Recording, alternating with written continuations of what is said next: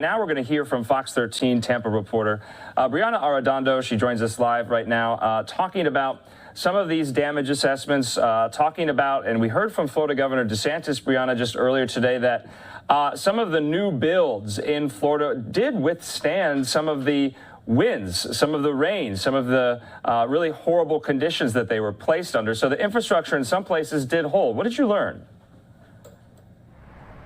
Yeah, absolutely, Andrew. So that was mainly what we learned with just speaking with a lot of construction experts today. You know, they said that things changed when Hurricane Andrew hit 30 years ago, and every couple of years since then, the building codes have been changing and updating and trying to keep in mind, you know, these severe hurricanes that are impacting our state. And so right now, the challenge is whether, you know, what your scale is in terms of rebuilding. If you have to just, you know, fix something really quickly, remodel, or totally rebuild from the ground up. And so construction builders were telling us that the biggest challenge now is just trying to figure out how quickly all of that can move forward.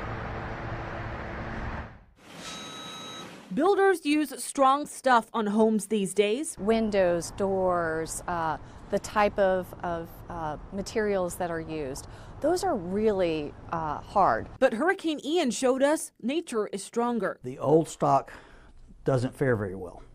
The new stock does very well, you know, in experiencing these devastating hurricanes. Tampa area home builder Chuck Falk says building codes changed after Hurricane Andrew hit the state 30 years ago. One of the first things we did with the new codes was we made sure we had an abundance of rebar in the exterior walls that was attached to the roof components. Hurricane Ian will likely spur more changes. The wind data from Hurricane Ian and water intrusion that we had, you know, we'll learn more about even in the future to understand more about how we can work with making houses more stable. Rebuilding in the same place comes with risks. We have sunshine and we have water, and people always want to live around the water if they can, so it's just that delicate balance. Sustainability consultant Jennifer Motzinger says Florida did a lot to reduce risk. It's absolutely impossible to hurricane-proof a home against water.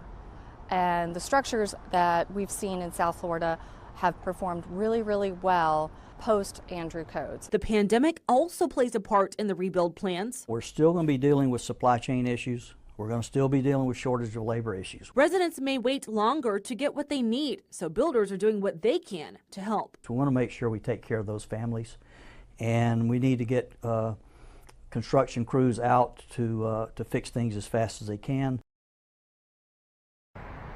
And those builders also told us that some of those older homes may need some kind of retrofitting to help them to withstand future severe weather. But overall, the general conversation, general idea here is that they will continue to start talking about ways to keep continuing to build up that integrity of the construction to keep that all safe and sound for people who are living in those homes. Andrew?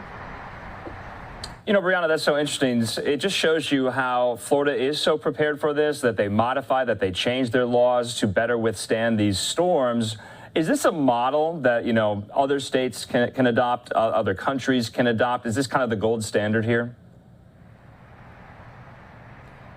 From what I can understand and tell you about, you know, these builders and these construction experts is that, you know, they say that they do so much when it comes to looking at studies, doing a lot of research in terms of the impact that these hurricanes have on our state, on these buildings. And so it's tough. You know, they're using hard materials or using the best of what they can to make sure that it can withstand. So if that's something that other states and other countries can definitely use in their own construction, if they have that ability, then I'm sure that is something that would be able to be a benefit to them for sure. Yeah, and in your report, you had mentioned about possible timetables for rebuilding for those Floridians who lost everything, and you spoke with that gentleman there who thought that supply chain issues might be a factor in you know, rebuilding your home on a quicker timeline. You know, you're there in South Florida. Are you seeing, you know, some of these recovery efforts and the rebuilding efforts already begin to be undertaken?